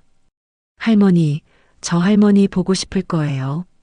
할머니도 우리 하은이 보고 싶을 거야. 빨리 돌아와. 하은이가 떠나간 후 집은 적막해졌어요. 명희는 잘 됐다며 떠났지만 정옥은 혼자 남겨진 집에서 하염없이 울었습니다. 과연 자신이 한 선택이 옳았을까요? 혹시 수민에게 너무 가혹했던 건 아닐까요? 하지만 이미 돌이킬 수 없었어요. 수민과 하은이는 정말로 집을 나가버렸으니까요. 수민과 하은이가 떠난 지 3일이 지났습니다. 정옥은 혼자 남은 집에서 하루하루를 눈물로 지냈어요. 밥맛도 없고 잠도 오지 않았습니다. 하은이가 없는 집은 너무나 조용하고 쓸쓸했어요. 명희는 매일같이 들러서 잘한 일이다. 그런 며느리는 없는 게 낫다며 위로한답시고 했지만 정옥의 마음은 점점 더 무거워져만 갔습니다. 내가 너무 성급했나? 혹시 수민이한테 할 말이 더 있었던 건 아닐까? 후회가 밀려왔어요. 특히 하은이의 마지막 말이 계속 머릿속을 맴돌았습니다. 할머니 보고 싶을 거예요라던 그 맑은 목소리가 가슴을 찔렀어요. 셋째 날 오후 정옥은 더 이상 이렇게 있을 수 없다는 생각이 들었습니다. 진실이 무엇인지 정확히 알아야겠다고 마음먹었어요. 명희가 말한 보험금 건부터 차근차근 확인해 보기로 했습니다. 정옥은 민수가 쓰던 책상 서랍을 열었어요. 각종 서류들이 가지런히 정리되어 있었습니다. 보험 서류, 은행 통장, 그리고 여러 가지 개인 물건들. 하나하나 살펴보며 정옥은 아들의 흔적을 되짚어 갔어요. 보험금 지급 서류를 찾아보니 정말로 일부 금액이 인출되어 있었습니다. 하지만 생각보다 큰 금액은 아니었어요. 전세금으로 쓰기에는 부족한 액수였습니다.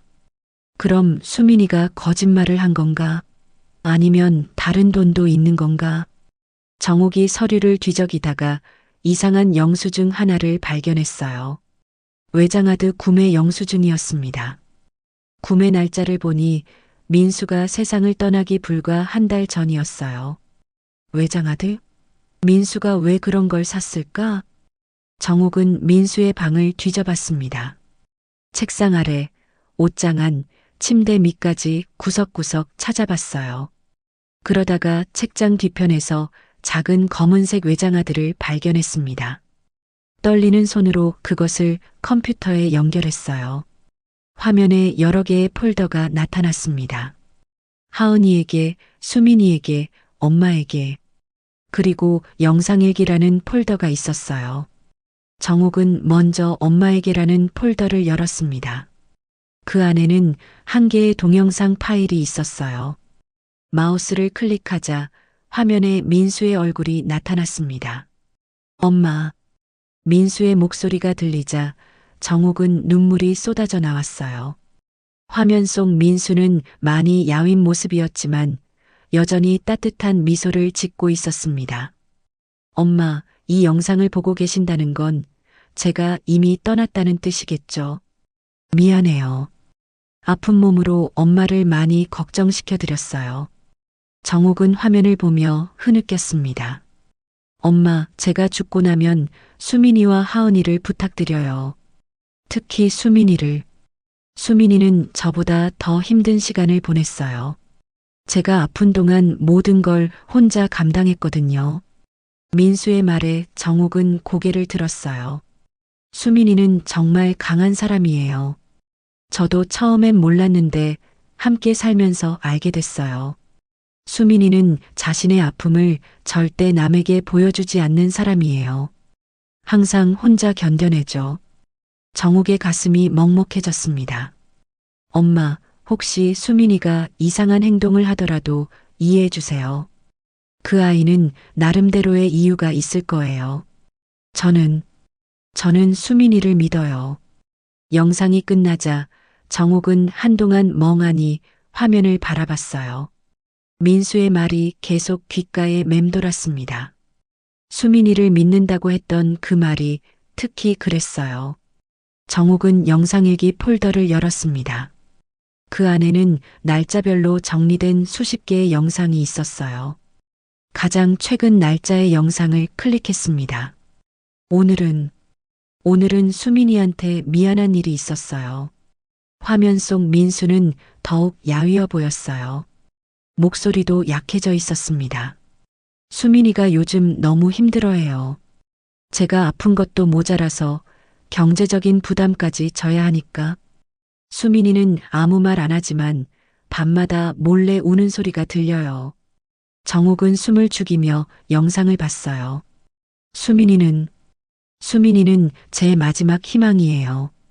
그리고 큰 비밀까지 안고 살아가는 사람이에요. 그 비밀이 얼마나 무거운지 저도 알고 있어요. 비밀? 정옥은 귀를 쫑긋 세웠습니다. 수민이가 그 비밀을 혼자 품고 살아가는 게 얼마나 힘들지. 하지만 수민이는 끝까지 저를 지켜줄 거예요.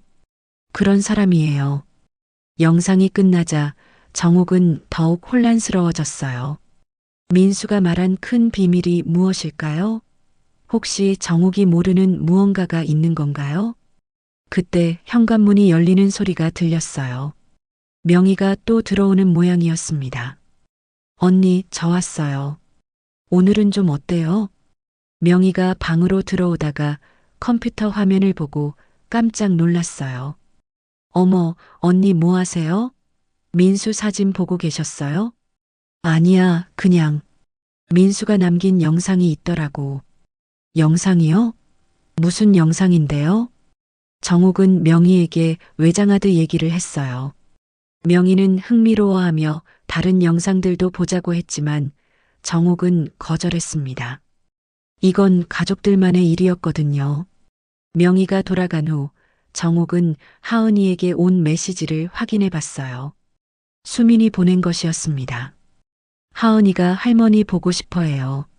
내일 잠깐 들릴게요. 그 문자를 보자 정옥의 마음이 복잡해졌어요. 기쁘면서도 걱정이 됐습니다. 수민과 다시 만나면 뭘 말해야 할까요? 그날 밤 정옥은 민수의 다른 영상들을 계속 봤어요. 볼 때마다 새로운 이야기가 나왔습니다.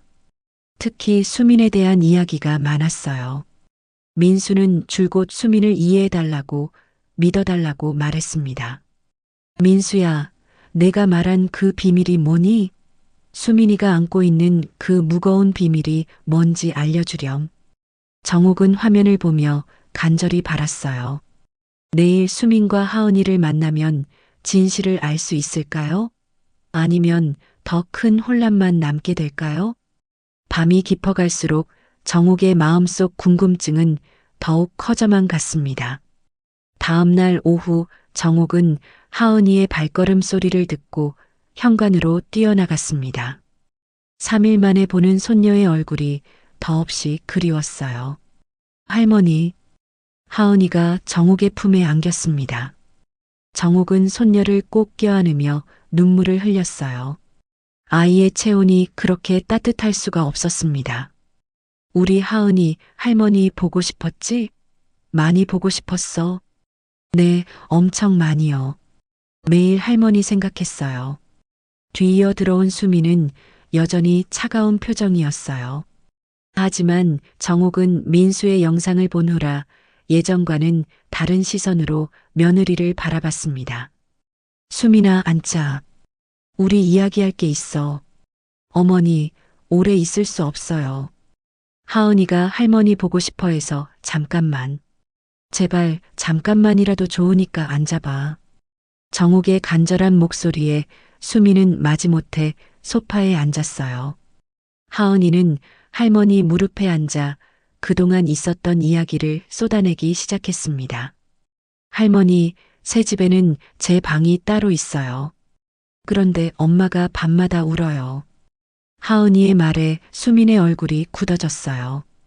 하은아, 그런 말하는 거 아니야. 왜요? 정말 울잖아요. 그리고 아빠 사진 보면서 미안해라고 계속 말해요. 정옥은 가슴이 뜨끔했어요. 수민이 혼자서 얼마나 힘들어하고 있을지 짐작이 갔습니다. 수민아, 어머니, 됐어요. 저희는 이제 괜찮아요. 수민은 일어서려 했지만 정옥이 손을 잡았어요. 민수가 남긴 영상을 봤어. 그 말에 수민의 몸이 굳어졌습니다. 영상이요? 외장하드에 있더라고. 민수가 죽기 전에 녹화한 영상들이. 수민의 얼굴이 창백해졌어요. 정옥은 계속 말했습니다. 민수가 너를 믿는다고 했어. 그리고 내가 큰 비밀을 안고 살아간다고. 그 비밀이 뭐니? 수민은 한동안 말이 없었어요. 그러더니 떨리는 목소리로 대답했습니다. 어머니가 다 아실 필요는 없어요. 수민아, 제발 말해줘. 내가 너를 오해했니? 진우라는 사람과의 관계도 내가 생각한 게 아닌 거니? 그때 하은이가 갑자기 말했어요. 할머니, 진우 아저씨는 아빠 친구예요. 정옥과 수민이 동시에 하은이를 바라봤습니다. 하은아, 뭐라고? 진우 아저씨가 말했어요. 아빠랑 대학교 다닐 때부터 친구였대요. 아빠가 아플 때도 계속 병원에 왔어요. 정옥은 깜짝 놀랐어요. 진우가 민수의 친구였다고? 그럼 왜 카페에서는 그런 말을 하지 않았을까요? 수민아, 이게 사실이야? 수민은 고개를 숙였어요. 그리고는 마침내 입을 열었습니다. 네, 사실이에요. 진우 씨는 민수 씨의 대학 동기예요. 그럼 왜 그 사람은 나한테 연인 사이라고 했어? 3년째 사귄다고? 그건 수민이 말을 잇지 못했어요. 정옥은 갑자기 떠오른 생각에 다시 민수의 방으로 올라갔습니다. 외장하드에 있던 수민이에게라는 폴더를 열지 않았었거든요. 어머니, 뭐 하세요? 수민이 따라왔어요. 정옥은 수민이에게 폴더를 클릭했습니다. 그 안에는 영상 파일 하나와 텍스트 파일이 있었어요. 텍스트 파일을 먼저 열었습니다. 민수가 직접 쓴 편지였어요. 수민아, 이 편지를 읽고 있다는 건 내가 이미 떠났다는 뜻이겠지. 미안해. 너를 혼자 남겨두고 떠나게 되어서. 정옥은 편지를 읽어 내려갔습니다. 수민아, 진우 형에게 부탁했어. 내가 죽고 나면 너와 하은이를 도와달라고. 진우 형은 좋은 사람이야. 너도 알잖아. 나보다 더 따뜻하고 책임감 있는 사람이지. 정옥의 가슴이 뛰기 시작했어요. 수민아, 너는 아직 젊어. 평생 혼자 살 수는 없잖아. 만약 진우 형이 너를 좋아하게 된다면. 아니, 이미 좋아하고 있을 거야. 나는 괜찮아. 오히려 다행이야. 수민이 뒤에서 흐느끼는 소리가 들렸어요. 엄마한테는 비밀로 해줘. 엄마가 이해하기 어려우실 거야. 너무 갑작스러울 테니까. 시간이 지나고 나서 자연스럽게 알려줘. 정옥은 편지를 다 읽고 나서 수민을 돌아봤어요. 수민은 눈물을 흘리며 벽에 기대어 있었습니다. 수민아, 그럼 너희는? 민수 씨가 죽기 전에 우리를 만나게 해줬어요. 진우 씨는 처음엔 거절했어요. 하지만 민수 씨가 계속 부탁했죠. 자기가 죽고 나면 저랑 하은이를 돌봐달라고. 정옥은 무릎에 힘이 빠져 주저앉았어요. 그럼 너희가 3년째 사귄다는 건 거짓말이에요. 진우 씨가 어머니를 속이려고 한 말이에요. 진짜 관계를 말하면 더 복잡해질까봐. 정옥은 머리가 띵해졌어요. 모든 게 오해였다니. 그럼 진우는 언제부터 너를 좋아한 거야? 민수 씨가 아프기 시작하고 나서부터요. 병원에 자주 오면서. 하지만 그땐 아무도 그런 감정을 드러내지 않았어요. 민수 씨 때문에. 수민의 목소리가 떨렸어요. 민수 씨가 죽고 나서 진우 씨가 고백했어요. 하지만 저는 받아들일 수 없었어요. 너무 빨랐거든요. 그래서 친구로만 지내자고 했죠. 그럼 카페에서 손을 잡은 건 그날 제가 많이 힘들어했어요. 하은이 때문에, 경제적인 문제 때문에. 그래서 진우 씨가 위로해 준 거예요. 정옥은 자신이 얼마나 큰 실수를 했는지 깨달았어요. 며느리를 믿지 못하고 명희의 말에 휩쓸려서 모든 걸 그르쳤던 거죠. 수민아, 미안해. 내가 너를 오해했구나. 어머니, 보험금 건도 정말로 새 집 때문이었어? 네. 진우 씨가 도와주겠다고 했지만 전 받을 수 없었어요. 민수 씨 돈으로라도 독립하고 싶었거든요. 정옥은 수민에게 다가가 손을 잡았어요. 수민아, 집에 돌아와. 우리 다시 시작하자. 어머니, 내가 잘못했어. 너를 믿지 못한 내가 잘못이야. 수민도 눈물을 흘리며 정옥을 안았습니다. 하은이가 언제 올라왔는지 두 사람을 안으며 말했어요. 이제 안 헤어질 거죠? 할머니랑 엄마랑 저랑 계속 같이 살 거죠? 정옥과 수민은 동시에 고개를 끄덕였어요. 그렇게 가족은 다시 하나가 되었습니다. 모든 오해가 풀린 지금 정옥은 민수가 얼마나 깊이 생각했는지 알 수 있었어요. 아들은 죽으면서도 가족을 위한 마지막 선물을 남겨둔 거였습니다. 그날 저녁 정옥은 오랜만에 4명 분량의 밥을 차렸습니다. 수민과 하은이가 돌아온 첫날이었어요. 식탁에는 하은이가 좋아하는 계란말이와 수민이 즐겨 먹던 무나물이 올라갔습니다. 할머니, 정말 맛있어요. 새 집에서는 이런 맛이 안 났어요. 하은이가 밥을 맛있게 먹는 모습을 보며 정옥은 흐뭇했어요. 역시 가족은 함께 있어야 한다는 생각이 들었습니다. 수민아, 너도 많이 먹어. 많이 빠졌구나. 감사해요, 어머니. 정말 오랜만이에요. 수민의 목소리에는 편안함이 담겨 있었어요. 지난 며칠간의 긴장이 모두 풀어진 것 같았습니다. 식사 후 하은이가 텔레비전을 보는 동안 정옥과 수민은 거실에서 차를 마시며 대화를 나눴어요. 수민아, 내가 너한테 정말 미안해. 명희 말만 듣고 너를 의심했어. 어머니, 그런 말씀 마세요. 저도 제대로 설명하지 못했어요. 아니야, 내가 너를 믿었어야 했는데. 민수가 그렇게 너를 믿으라고 했는데. 정옥은 민수의 영상을 떠올리며 마음이 아팠어요. 아들의 마지막 부탁을 지키지 못했다는 죄책감이 컸습니다. 어머니, 민수 씨는 정말 좋은 사람이었어요. 죽어가면서도 저희를 걱정했죠. 수민의 눈가에 눈물이 맺혔어요. 그 사람은 마지막까지 진우 씨 이야기를 했어요. 자기 대신 우리를 지켜달라고. 수민아, 진우와는 어떻게 할 거니? 정욱의 질문에 수민은 잠시 망설였어요. 아직 잘 모르겠어요. 민수 씨를 떠나보낸 지 얼마 안 됐는데 마음의 준비가 안 되어 있어요. 그래, 천천히 생각해봐. 서두를 필요 없어. 그때 현관문이 열리는 소리가 들렸어요. 명희가 들어오고 있었습니다. 정욱은 속으로 한숨을 쉬었어요. 명희는 수민이 돌아온 걸 아직 모르고 있었거든요. 언니, 저 왔어요. 오늘은 좀. 명희가 거실로 들어오다가 수민을 보고 깜짝 놀랐어요.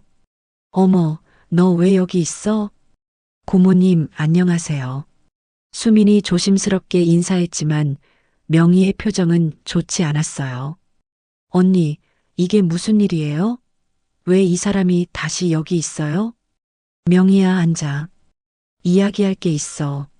정욱은 명희에게 그간 있었던 일들을 차근차근 설명했어요. 민수의 영상, 진우와의 진짜 관계, 모든 오해가 풀린 이야기까지. 명희는 이야기를 들으며 점점 얼굴이 굳어졌어요. 그래도 언니, 너무 성급한 거 아니에요? 아직 확실하지 않잖아요. 명희야, 민수가 직접 남긴 말이야. 더 확실한 게 어디 있어? 그렇다고 해도 저는 아직도 믿을 수 없어요. 명희는 수민을 째려보며 말했어요. 너도 참 치밀하구나. 민수까지 이용해서. 고모. 정욱이 화를 냈어요. 그만해. 수민이는 아무 잘못이 없어. 오히려 우리가 미안한 일이야. 언니가 너무 순진하셔서 그래요. 저는 아직도. 고모 할머니. 하은이가 갑자기 명희 앞에 섰어요. 왜 계속 우리 엄마를 나쁘게 말해요? 엄마는 좋은 사람이에요. 하은이의 또렷한 목소리에 명희는 당황했어요. 하은아, 어른 말에 끼어들면 안 돼. 아니에요. 고모 할머니가 틀렸어요. 엄마는 아빠 아플 때 매일 병원에서 잠잤어요. 그리고 밤마다 울었어요. 저 다 봤거든요. 하은이의 말에 정욱의 가슴이 뭉클해졌어요. 우리 하은이 말이 맞아. 명희야, 너도 이제 그만 좀 해. 우리 가족 일이야. 명희는 한동안 말이 없었어요. 그러더니 가방을 들고 일어섰습니다. 알겠어요. 언니가 그렇게 생각하신다면 저는 더 이상 상관하지 않을게요. 명희가 나가고 나서 집안이 조용해졌어요. 정욱은 수민에게 다가가 손을 잡았습니다. 수민아, 이제 정말 괜찮을 거야. 우리끼리 잘 살자. 어머니, 감사해요. 수민이 고개를 숙이며 눈물을 흘렸어요. 정욱은 하은이를 불러 세 사람이 함께 안았습니다. 우리 하은이, 넌 정말 아빠 엄마를 닮았구나. 참 착한 아이야. 정욱의 말에 하은이가 환하게 웃었어요. 할머니, 이제 우리 계속 함께 살 거죠? 그럼 당연히 함께 살아야지. 우리는 가족이잖아. 그날 밤 정옥은 민수의 영정사진 앞에 앉았어요. 수민도 함께 자리했습니다. 민수야, 엄마가 미안해. 내 마지막 부탁을 지키지 못할 뻔했어. 민수 씨, 나도 미안해. 당신의 깊은 뜻을 몰랐어. 두 사람은 조용히 민수를 그리워했어요. 사진 속 민수는 여전히 환한 미소를 짓고 있었습니다. 수민아, 진우 씨에게도 사과해야겠어. 내가 너무 오해했잖아. 어머니, 진우도 이해할 거예요. 당연한 일이었으니까요. 그래도 제대로 사과하고 싶어. 그 사람도 힘들었을 텐데. 수미는 고개를 끄덕였어요. 진우는 정말로 좋은 사람이었습니다. 민수의 부탁을 묵묵히 지켜주고 있었으니까요. 수미나 하은이에게도 이제 진실을 말해줘야 하지 않을까? 네, 그래야겠어요. 하은이도 알 권리가 있죠. 두 사람은 앞으로의 일들을 차근차근 계획했어요. 하은이에게 아빠의 마지막 선물에 대한 이야기, 진우와의 관계, 그리고 앞으로의 삶에 대해서 모든 게 천천히 자연스럽게 이루어져야 했어요. 서두를 필요는 없었습니다. 중요한 건 서로를 믿고 사랑하는 마음이었으니까요. 그렇게 상처받았던 가족은 진실 속에서 다시 하나가 되었어요. 민수가 남긴 마지막 사랑이 마침내 꽃을 피운 순간이었습니다. 한 달이 흘렀습니다. 집안에는 다시 평온이 찾아왔어요. 정옥은 매일 아침 3명 분량의 밥을 지으며 하루를 시작했습니다. 이제는 습관처럼 4명분을 짓지 않았어요. 대신 민수의 몫은 마음속 깊이 간직하기로 했죠. 수미는 이진우의 카페 일을 그만뒀습니다. 하은이와 더 많은 시간을 보내고 싶어서였어요. 정옥도 그 결정을 적극 지지했습니다. 할머니, 엄마랑 시장 갔다 올게요. 그래, 우리 하은이랑 재미있게 다녀와. 수민과 하은이가 나간 후 정옥은 민수의 방을 정리하기 시작했어요. 이제는 슬프지만 아름다운 추억으로 간직할 수 있게 되었거든요. 책상 서랍에서 민수가 하은이를 위해 써놓은 편지들을 발견했습니다. 하은이의 10살 생일에, 하은이의 중학교 입학식에, 하은이의 결혼식에, 미래의 특별한 날들을 위해 미리 써둔 편지들이었어요. 정옥은 그 편지들을 보며 눈물을 흘렸습니다. 하지만 이번에는 슬픔보다는 감동이 더 컸어요.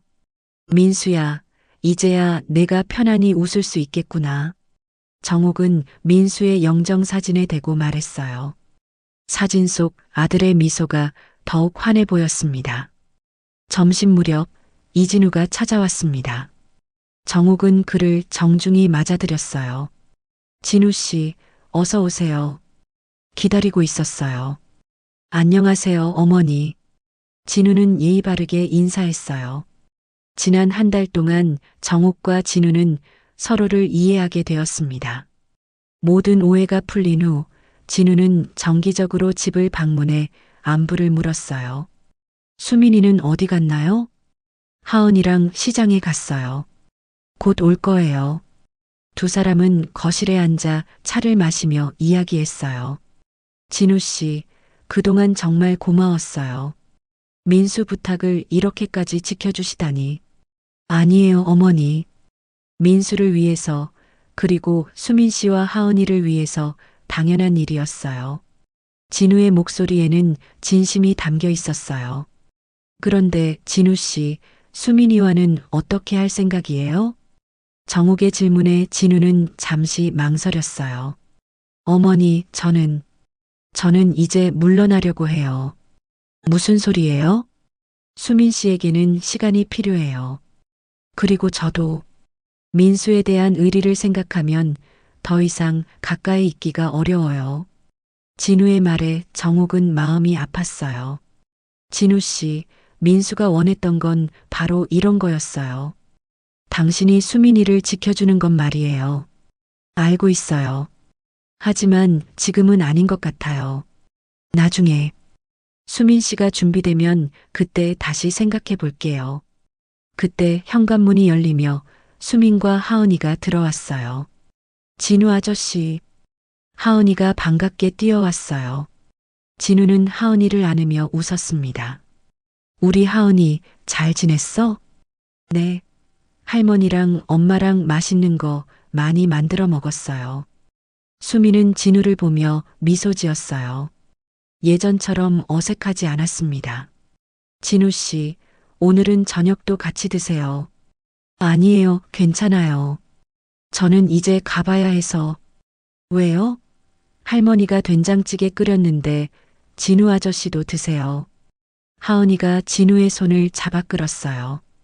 결국 진우는 저녁을 함께 하게 되었습니다. 식사 시간, 네 사람은 화기애애한 분위기에서 밥을 먹었어요. 하은이는 더 이상 비밀이라는 말을 하지 않았습니다. 모든 게 자연스러워졌거든요. 하은아, 아저씨가 하고 싶은 말이 있어. 진우가 하은이를 보며 말했어요. 뭐예요? 아저씨가 이제 멀리 가게 됐어. 당분간 못 볼 것 같아. 하은이의 표정이 슬퍼졌어요. 왜요? 어디 가세요? 부산에 새 카페를 열게 됐거든. 거기서 새로 시작하려고 해. 정욱과 수미는 놀란 표정을 지었어요. 진우가 떠난다니. 진우 씨, 갑자기 왜 그런 결정을?